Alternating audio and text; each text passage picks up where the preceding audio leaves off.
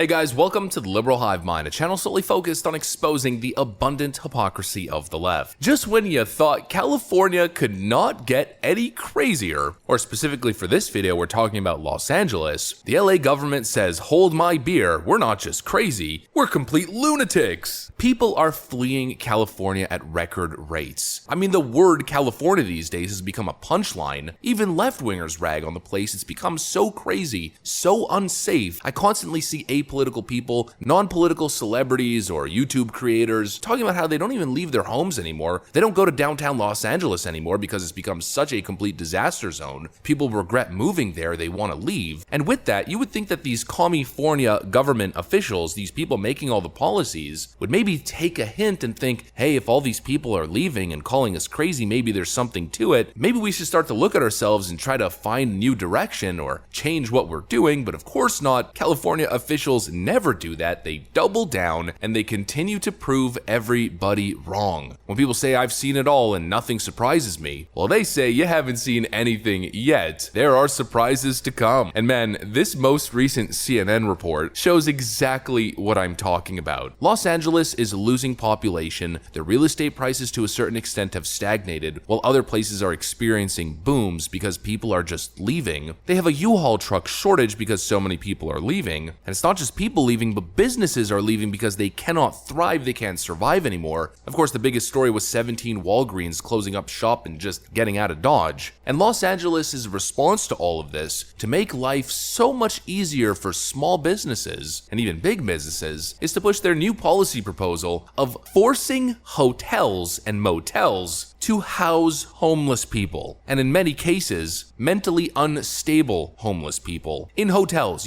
businesses with regular people and tourists. This is the dumbest thing I have ever seen in terms of policy. I know I've said that a lot about a bunch of different policies, but like I keep saying, it keeps getting crazier and crazier and crazier, and the next one ends up being the dumbest policy I've ever seen. Well, folks, this one takes the cake. My apologies for the long intro, but we gotta get into this, so let's roll the tape. Alright folks, so you guys just gotta take a look at this report. It went viral on Twitter from CNN, and well, it speaks for itself.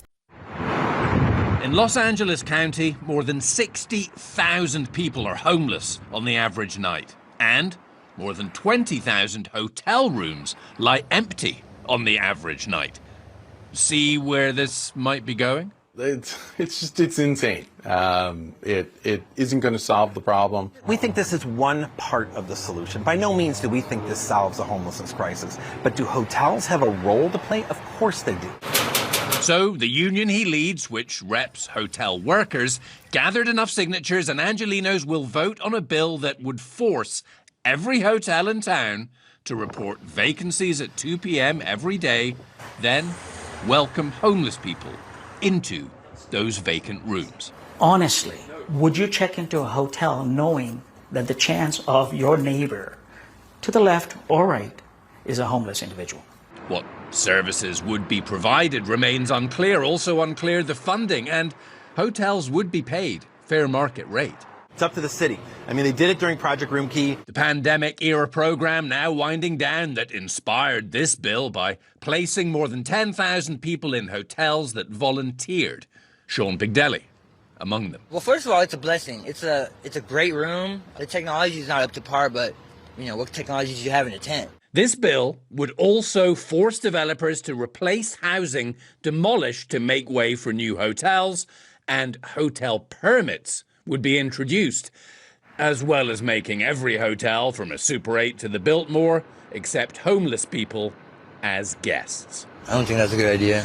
Why not?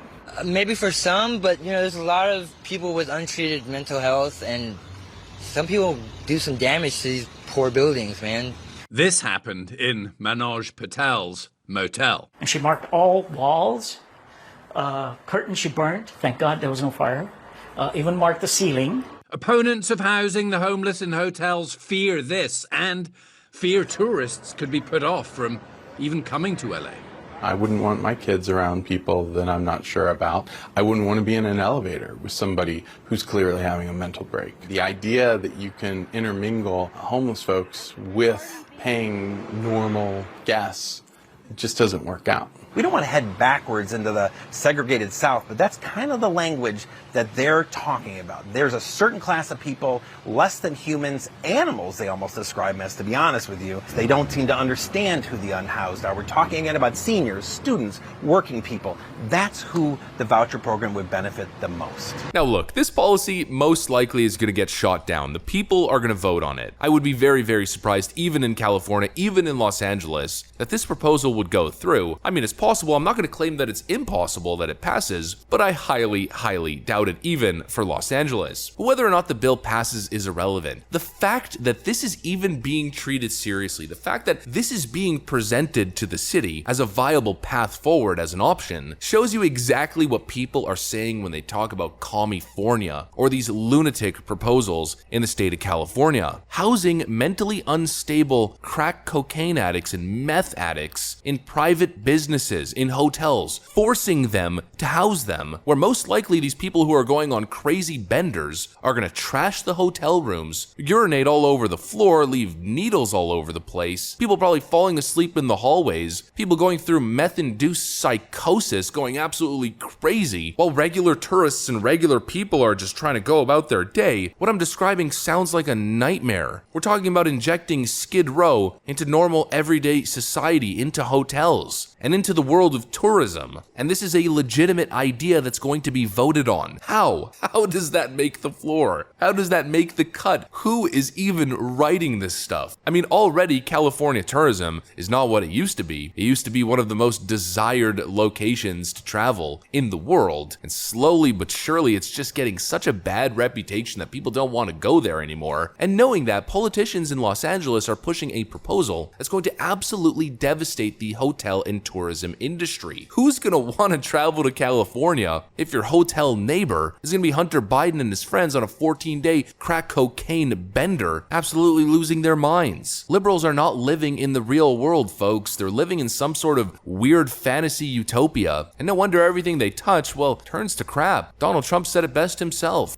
Everything woke turns to shit, okay? Everything woke turns to ish, folks. And you think by now that they would have learnt their lesson. But of course they never do. After defunding the police, what happened? After all the anti-police rhetoric and demonization, after so many police officers just quit, resigned, and said, I'm not dealing with any of this stuff, and as they slashed police budgets, what happened? They told you it would be a utopia. But it led to record levels of violent crime and petty theft, and of course robbery and armed robbery. Businesses are suffering, people are fleeing, and now instead of refraining and reforming, they're doubling down and telling you that what we need to do on top of defunding the police is force local hotel and motel businesses to house homeless people. An absolutely ludicrous idea. But of course, in the end, it's pretty much exactly what you'd expect from the idiocracy going on in California. If it sounds like a satirical Babylon Bee headline or story, but it's actually real, then most likely it's happening in California or Portland.